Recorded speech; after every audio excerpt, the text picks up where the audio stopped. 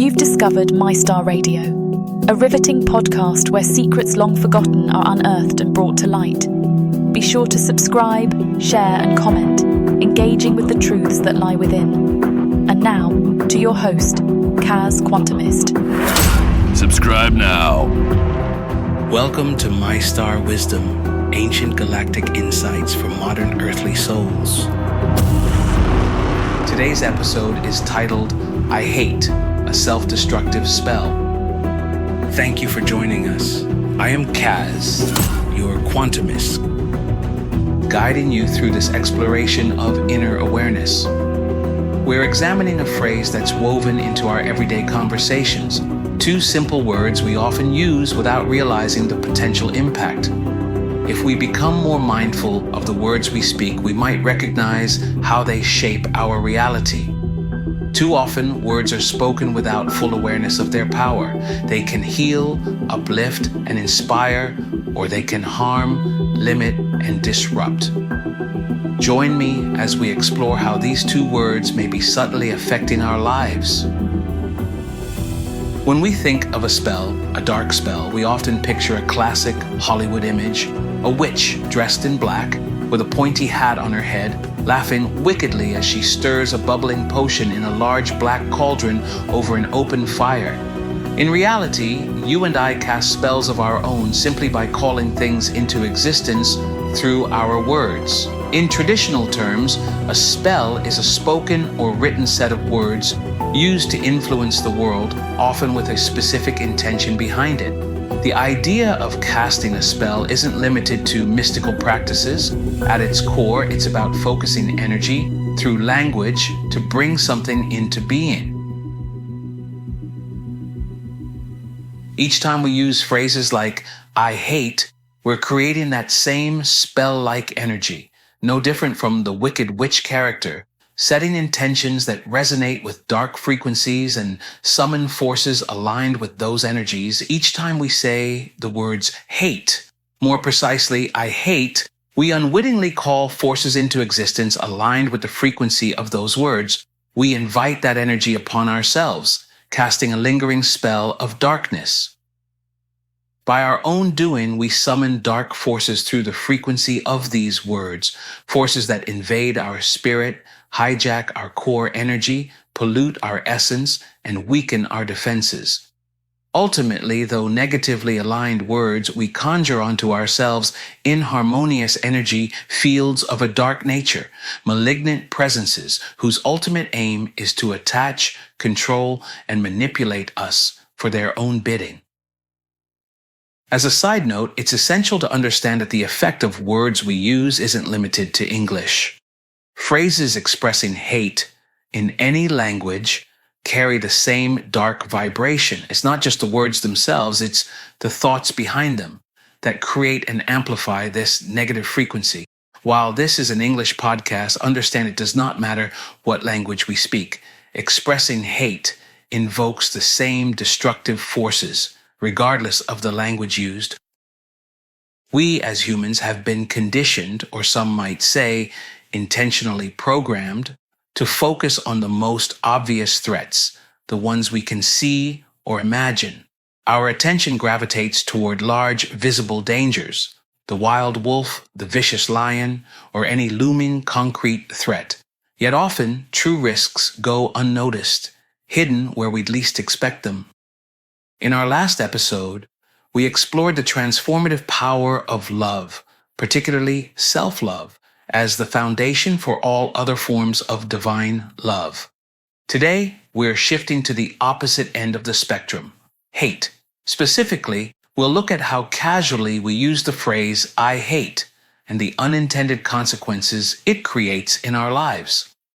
In this episode, we'll explore why saying, I hate, is far from trivial, how it affects our vibrational energy, the scientific and spiritual implications, and why it's crucial to eliminate it from our vocabulary if we wish to live in alignment with love, peace, and divine energy. And yes, I realize how far-fetched this may all sound. I am well aware that many may say this idea is completely ridiculous. I get it. And yet, That's exactly my point. As mentioned, we often overlook the simplest things, staying focused on larger, more obvious problems. Conditioned to notice visible threats, we can miss what's subtle yet significant. Like a venomous spider hiding in the shadows, a single bite from a black widow, for instance, can be as fatally deadly as a bite from the most venomous snake. The simplest words like hate can carry the same hidden power to harm us, just as small creatures can have a devastating, fatal impact. Consider how a tiny crack in a window can let in a draft that chills the entire house. Similarly, the smallest words can carry enormous weight. I hate isn't just a casual phrase. It's a self-destructive spell that can shape our reality in powerful ways. What we may not realize is that this common expression carries far more weight than just words. Words are not just reflections of how we feel. They're the blueprint for our reality. Saying I hate initiates an energy pattern that attracts exactly what we want to avoid. Over time, this phrase becomes an unconscious command. These words aren't harmless habits. They're powerful invitations. Saying I hate opens doors to malevolent powers that thrive on negativity. We create a spell against ourselves that distances us from divine positivity and love. This isn't about superstition. It's about understanding the vibrational nature of words and how they shape the energy around us. All the words we think of and ultimately speak create vibrations that transfer into emotions, which then shape our reality. This is why we must practice choosing words that are aligned with love. Words shape our reality, which in turn affects our personal experiences. Speaking of personal experiences, I'd like to share something that has shaped my recent days. Some of you noticed I took a brief break, and I'd like to begin by expressing my gratitude to everyone who reached out. Your support means a lot to me. For those who inquired, my absence was due to the passing of one of the most important people in my life, my dear mom. I took the time away to focus on honoring my mom and ensuring she received the farewell she truly deserved. My mother was my greatest teacher, guide, advisor, and my superhero. She had an incredible ability to know what I was feeling, determining my mood. Even before I entered the room, Mom always challenged me to give and serve others. This is why I do these podcasts. I'm always happy to share insights and experiences if I believe they can help others. She often reminded me, to whom much is given, much is expected. Although Mom has departed from this world, I find peace in knowing her existence continues beyond death as our energies evolve. I feel her spirit is still with me, which is why I wear a smile, and my happiness is genuine. I share personal stories when I feel that my experiences will benefit those in similar situations, or those seeking an expanded view as we all come to understand the broader, orchestrated connections in our lives. To all of you who reached out, thank you again for your support. While today's main focus is on the power of our words, especially the words I hate, I also want to touch on another related topic briefly. By now, if you've been listening to this channel, you understand that I see the universe as guided by a kind of quantum choreography, or perhaps a divine power, shifting and aligning everything in ways we can't fully grasp. I believe in this universe, our universe, governed by a quantum force and unseen energies. I share unique connections with several people, but one stands out as if it's coded into the very core of my existence. It's a connection that feels orchestrated by some divine force, yet we are met with complex barriers, preventing us from having full-length, undisrupted conversations. Instead, we only manage to exchange small, what I view as coded messages, almost like sharing information on a need-to-know basis. Since I was a child, I've noticed that everything in my life seems to be governed by a kind of divine orchestration. This was once again brought to my attention when my friend, perhaps unknowingly, shared words that resonated with me months before my mom's passing. When I first read her message, the words lingered in my mind like a quiet echo, important, but not yet fully significant. It wasn't until I heard the news of my mom's passing that my friend's words truly came to life, like a missing piece of the puzzle suddenly falling into place. In that instant, I understood why those words had stayed with me, waiting for the precise moment to reveal their meaning and help me accept my mom's departure. And she wrote, quote, "I continue to breathe through the pain, not running or managing, just being in it and its beauty as it represents deep love that can never be taken away." Like a guiding star, this particular friend of mine has always been a mysterious presence in my life, offering insights. Whether knowingly or unknowingly, she often shares information that later proves to be valuable, arriving at just the right moment, even before I recognize its relevance. Through her words, I experienced unexpected calm and peace, as if they had been waiting for this occasion. Combined with the love and support from others, these words provided me with the comfort I needed during that time. This may seem unclear to some, but for those currently walking a similar path, it will resonate and feel like a message you too were waiting for, even perhaps right now. Both my recent experience of my mother's passing and the message I received from my friend have clarified an essential truth.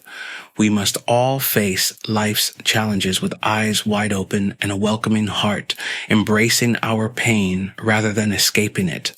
When we choose to sit with our sorrow, to feel it deeply without distraction, we tap into a profound strength. Through that endurance, we rise to higher levels of understanding and resilience. It is only by moving through the pain, by living fully in it, that we elevate ourselves and reach new levels of spiritual expansion. This is the quiet, often hidden path to transformation. In a previous episode of MyStar Wisdom called We Are the Creators, we explored the idea that Earth is like a school where we grow and learn from our most challenging experiences. When we accept and face these experiences, we graduate to the next level of our spiritual journey. With that in mind, I encourage everyone to embrace the wisdom that comes from these difficult moments rather than drowning in sorrow or numbing pain. This is how we evolve as spiritual beings, by confronting and learning from our experiences. Moving to the heart of today's revelations, let's reflect on just how often the word hate finds its way into our daily conversations. We may not even notice as we casually throw around phrases like, "I hate waiting in line," "I hate Mondays," or "I hate doing laundry." We often use "I hate" so lightly to describe small frustrations. Yet even in these casual moments, these words carry a deeper impact than we may realize. It's become such a filler phrase, so normalized that we often ignore the weight it carries. Let's challenge ourselves, if even only for one day, to pay attention to how often we say or hear the word hate.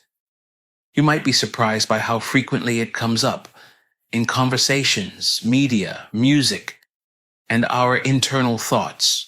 Each time we use the word hate, we create a ripple of negative energy that spreads, not just affecting us, but everyone around us. The more we use it, the more it shapes our mindset, mood, and reality. It's like casting a subtle spell without even realizing it, one that lowers our emotional resilience and makes us more vulnerable to negativity.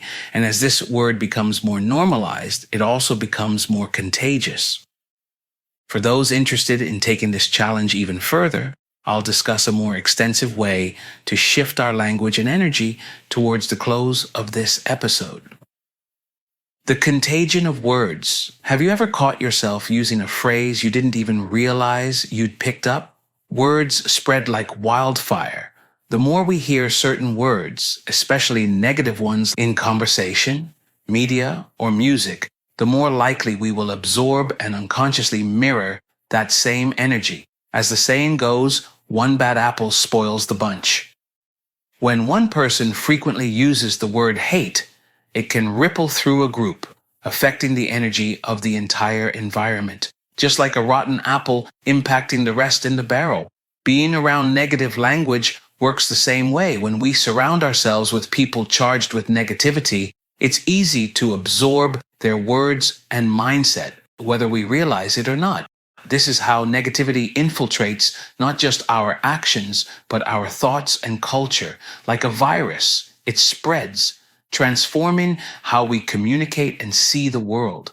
We hear these words in passing conversations, on TV shows, in movies, and even in music. Think about it. How often have you heard someone say, "I hate to tell you this," or "I hate to do it"? Even one of my favorite artists, Sting, uses the phrase "I hate" in his song, "It's Probably Me," with the numerously repeated lyrics, "I hate to say it, but it's probably me." These words slip into our speech without realizing it, and we even sing the words in popular songs. And because they've become so normalized, we don't stop to question the energy they carry. But remember, words are vibrations. The more we say them, the more we reinforce their energy. It's like an invisible ripple that affects everyone in our energy field. I've noticed this in my own life. If I'm around someone who uses the word hate frequently, I catch myself slipping into that same pattern despite my best efforts to avoid it. Words are contagious and they carry energy. When we choose words that align with love, we're spreading that energy to others. But when we choose words like "I hate," we spread that negativity too. To fully understand the impact of the phrase "I hate," it's important to briefly revisit the concept of self-love, which we discussed in greater detail in a previous episode. Self-love is about embracing the unconditional divine energy that flows within each of us. It doesn't depend on external validation. Rather, it reflects our purest connection to the divine, to God, the source of all love. When we embrace self-love, we tap into this divine frequency of peace, harmony, and abundance. This divine love is eternal, all-encompassing, and the very energy that nurtures life itself. We radiate positivity, compassion, and grace when we align with this love. Self-love is not just a personal endeavor. It is about connecting to the divine source and allowing that energy to flow through us and outward into the world. But when we fail to recognize this divine love within ourselves, we open the door to negativity. This is where hate comes in. Hate is not just an emotion. It is a manifestation of our disconnection from divine love. It is a force that thrives without self-love, feeding on insecurity, fear, and separation. When we say, "I hate," we reinforce that disconnection. We actively lower our resonance and distance ourselves from the higher frequencies of love and divine light. Divine love is the highest quantum field in the universe, or in other words, the highest energetic state, while hate is one of the lowest. Hate creates discord, both within ourselves and in the world around us. It disrupts the natural flow of divine energy, forming a barrier between us and the love that is always available. Hate not only harms others, it deeply harms us, severing our connection to the source of life and creation. In contrast, when we speak words of love, we align ourselves with the divine. We raise our vibrational frequency and open ourselves up to the flow of positive energy, healing, and growth. When we say, "I love," we invite more love into our lives. This is why we must be so mindful of our words. The phrase "I hate" is not just a passing expression. It is a declaration that distances us from the divine love that sustains us. By choosing love over hate, we choose to live in alignment with our divine nature. We are choosing to tap into the highest frequency available to us, the frequency of unconditional love that can transform our lives. The frequency of hate and its impact on living things. Let's examine how the energy behind words like hate affects us on every level, physically, emotionally, and spiritually. As we've discussed, hate carries a low vibrational frequency that pulls us down, and it's important to understand that the words we choose can anchor us into these lower states. Quantum physics shows us that everything in existence is made of energy, vibrating at different frequencies, and the language we use has its own energetic impact. Words rooted in kindness and love resonate at higher frequencies, promoting peace and harmony, while hostile expressions like hate resonate with frustration, resentment, and discord. When we use language charged with hate, we're doing more than just releasing a fleeting emotion. Each time we speak from a place of hatred or hostility, we lower our own vibrational state, which has consequences for our body, mind, and spirit. Studies show that repeatedly engaging in strong negative emotions triggers the release of stress hormones like cortisol and adrenaline. Over time, this stress response can contribute to health issues such as high blood pressure, a weakened immune system, and an increased risk of heart disease. Emotionally, it can keep us trapped in cycles of anxiety, irritability, and even depression. The impact of hateful language doesn't stop with us. Dr. Masaru Emoto's well-known water crystal experiments demonstrated how words and emotions can physically alter our environment. In his studies, water exposed to words like love and gratitude formed beautiful, harmonious crystals, while water exposed to hostile words created chaotic, distorted shapes. Considering that the human body is around 60% water, it stands to reason that language rooted in hate could influence our physical health as well as our perception of the world. Instead of allowing ourselves to be pulled down by the energy of hate, it's wiser to choose words that help us stay aligned with a higher, more balanced state. By shifting our language toward compassion and understanding, we raise our frequency, creating a more harmonious atmosphere both within ourselves and in the world around us. The words we choose have real power. They don't just express our feelings, they shape our reality. The occult connection. Hate as a dark spell. Let's take a moment to reflect on the deeper, more ominous implications of hate. When we speak of hate as a spell, this isn't just a metaphor. In many traditions, including the occult, words are recognized as powerful tools of creation, used to manifest intentions, direct energy, and shape reality. Words are often the primary medium through which spells are cast, carrying a vibrational charge that can result in either positive or negative outcomes. Those who engage in dark practices consciously use words of hate to channel destructive energy. Hate is a tool for harm, manipulation, and control. This is because hate vibrates at a low frequency, one that resonates with chaos, destruction, and suffering. When combined with intent, this energy can have devastating effects. Those aligned with darkness understand how to manipulate this energy to disrupt harmony and bring about negative consequences. Most of us may not be consciously practicing dark magic, but we must understand that every word we speak carries an energetic impact, whether we realize it or not. In spiritual traditions, this isn't just metaphorical talk, even when used casually. In essence, when we say, "I hate," even casually, we unknowingly call forth this negative energy into our experience. Let's stop and think about what I'm saying for a moment. Whenever we say those words, it's like leaving an open-ended invitation for darkness or negativity-aligned forces to enter. This brings us to the concept of a good witch versus a bad witch. In my opinion, there's no such thing as a good witch, as the term witch itself is associated with occult forces. Although it does not inherently translate to evil, it carries negative connotations in most, if not all, cultures around the world. The majority of people associate the term with negativity or malicious intent, which can lead to confusion and misinterpretation. Even those who claim to practice for good often don't realize that the underlying vibration remains tied to these negative associations. Similarly, there is no good way to use the word hate.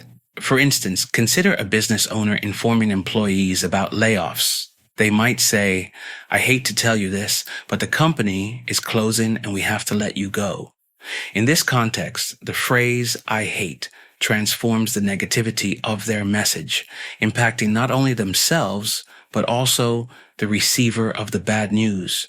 This word carries inherent darkness, and using it aligns us with a lower destructive frequency. By framing the message to the employees with "I hate," we inadvertently transfer negativity not only into our words, but also into the emotional experience of those receiving the news. This perpetuates a cycle of negativity that affects both our communication and the emotional landscape of those involved. Such negative frequencies act as magnets, drawing in not only those vibrating at a similar level, but also those operating at much lower energetic states, further amplifying the cycle of negativity. The more we use words like hate, the more we reinforce this harmful quantum signal, creating a self-perpetuating cycle of discord. The power of words. Two deceptively simple words. I and I am. Whatever follows the words "I am" is what we are actively creating in our lives. In many traditions, "I am" isn't just a way of describing ourselves. It's a declaration of our very essence, a powerful statement of identity and intention. In the Bible, when Moses asks God for his name, God responds, "I am who I am." When God tells Moses, "I am who I am," it's not just a name, but an affirmation of pure, limitless existence. This phrase captures the essence of being without qualifiers or conditions. When we use "I am" in our own lives, we're making a statement about who we are and who we are becoming. Every declaration that follows "I am" holds a powerful creative potential. For instance, saying "I'm at peace" or "I am strong" doesn't just describe a feeling, it embeds that quality into our identity. In this way, each use of "I am" becomes a self-fulfilling prophecy. This concept becomes especially significant when we apply it to negative statements. When we say, "I hate Mondays" or "I am exhausted," we're not merely venting frustration. We are reinforcing those states as part of our identity.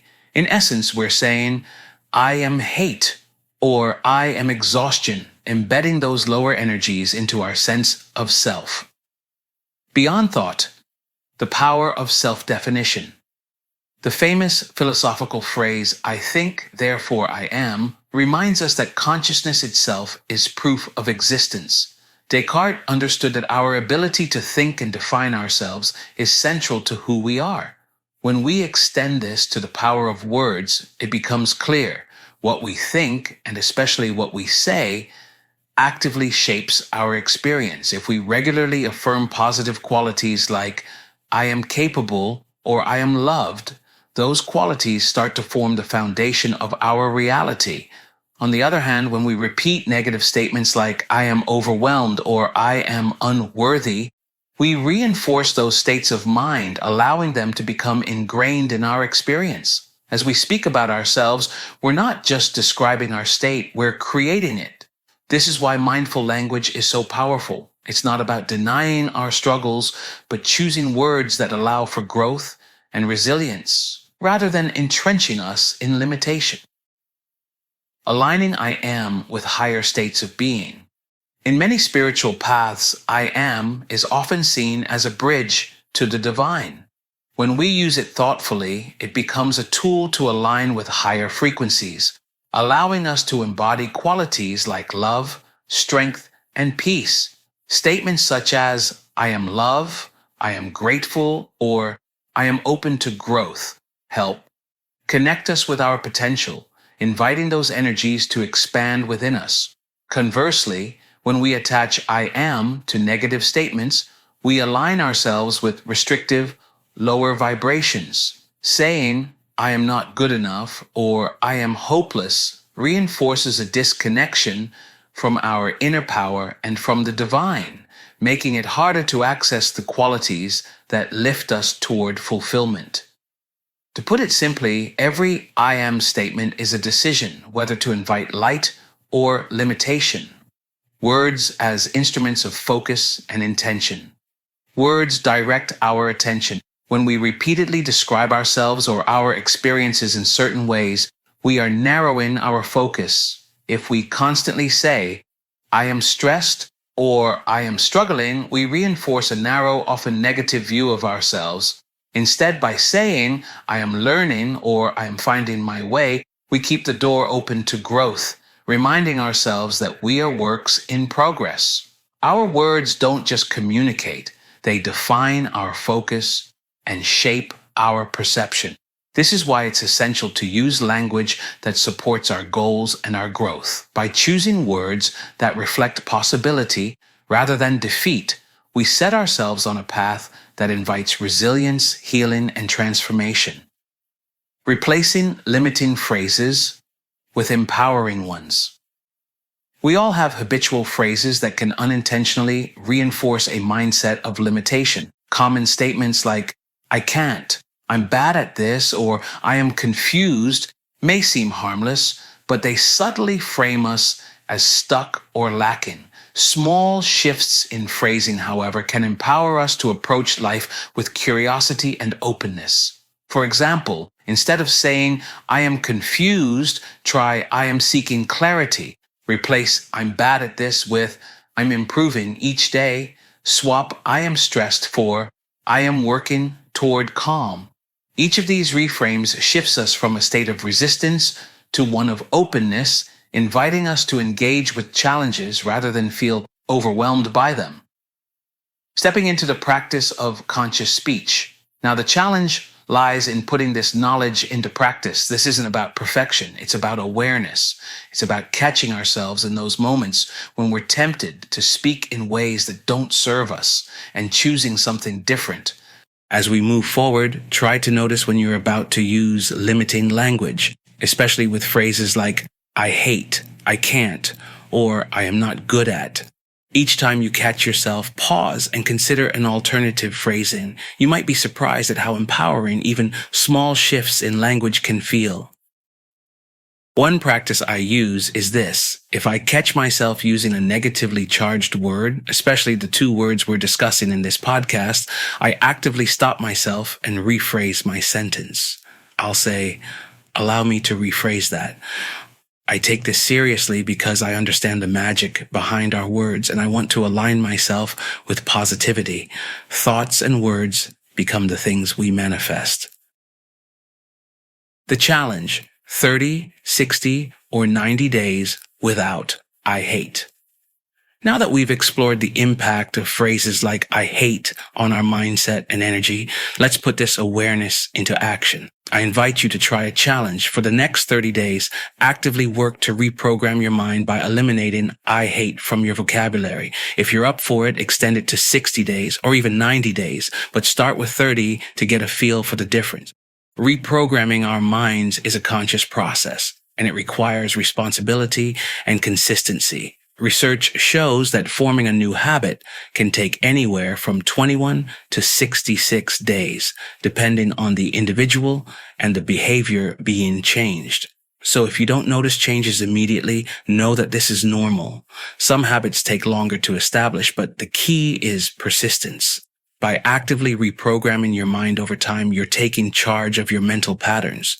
During this challenge, practice catching yourself whenever you're about to say, I hate. Pause, reflect, and rephrase. Instead of saying, I hate the rain, try, I'd prefer sunshine, but I appreciate the calm that rain brings. Rather than, I hate Mondays, try, I'm ready for a fresh start this week. This small act of rephrasing trains your mind to focus on what you prefer rather than what frustrates you. As you continue this practice, notice any shifts in how you feel, pay attention to your energy, your interactions, and even how you experience your day-to-day life. Each time you choose to rephrase, you're reinforcing a new, positive pattern, actively reprogramming your mind to operate from a place of appreciation rather than frustration. Beyond just avoiding I hate, try to catch other limiting phrases as well. Statements like I can't, I don't like, or I'm bad at this. Each time you rephrase, you're retraining your mind to focus on possibility, growth, and gratitude rather than limitation. After 30 days, you may find it easier to extend this practice, and you may start noticing subtle but meaningful changes in your perspective and energy. Imagine the impact after 60 days or 90. Embracing this challenge is a step toward a more empowered, peaceful, and intentional way of speaking and living. This practice can extend to other areas of language. Instead of focusing on what we dislike or what frustrates us, we can develop a habit of expressing our preferences, values, and aspirations. For instance, I dislike waiting in line can become, I appreciate when things move smoothly. I hate traffic could be reframed as, I value a peaceful commute. I'm frustrated with my progress might transform into, I'm grateful for every step forward. In doing so, we cultivate a more constructive mindset, one that is aligned with growth and well-being. Be conscious of your environment as you work to reprogram your mindset, especially if you're committing to the 30 to 90-day challenge. Be mindful of who you're around. This is a 24/7 process, so it may be necessary to limit exposure to people who frequently use negative expressions. If you notice someone using negative words, consider asking them to join you in the challenge to eliminate hate from daily conversations. This is also one way to identify those who respect and support your desire for positivity and elevated awareness. Embracing I am as a path to self-discovery. As we close, let's consider I am not just as a phrase, but as a lifelong practice. How we choose to complete the statement I am becomes a journey of self-discovery and self-creation. Each day, we can make the conscious decision to define ourselves in ways that support our highest potential. Through mindful language, we connect more deeply with our core values, our strengths, and our aspirations. Remember, every word we speak is a choice, a chance to shape our own identity, to align with the qualities we wish to embody, and to bring a little more light into our lives. The journey of mindful speech is not about censorship, but about creating space for words that uplift, words that resonate with our true selves. Sometimes all it takes is a change in perspective, or even physically changing our position to see beyond the clouds. This is why I do this podcast, not for money, but with the hope that my take on the beauty of life might inspire, even if it's only one soul. For those attuned to a higher awareness, able to see and hear beyond the distractions of the third dimension, the insights should resonate clearly. A message to my cipher in the grand algorithm of this thing we call life. I am grateful for the subtle signal that consistently breaks through the disturbances. Your transmissions arrive exactly when needed, attuned to hidden patterns and aligned with perfect timing. All right, my friends, remember, hate nothing and hate no one. Instead, love everything and love everyone. Most of all, love yourself first. Only through love do we experience the higher divine unity that connects us all. Thank you for joining me in this exploration of love's true essence. If you found these discussions meaningful, share the links with others who may also benefit from these insights. Remember, I am your star. You are my star. We are all one. Until next time, this is Kaz, your quantumist at Mr. Wisdom, guiding you toward the celestial harmony that unites us all.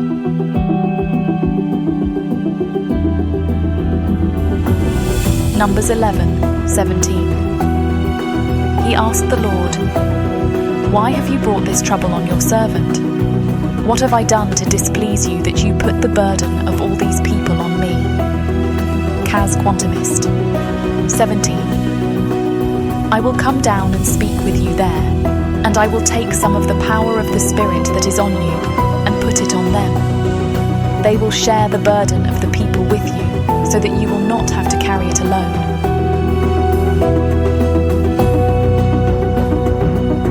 Make sure to subscribe, share, and engage in the comments as we explore the truths that lie within.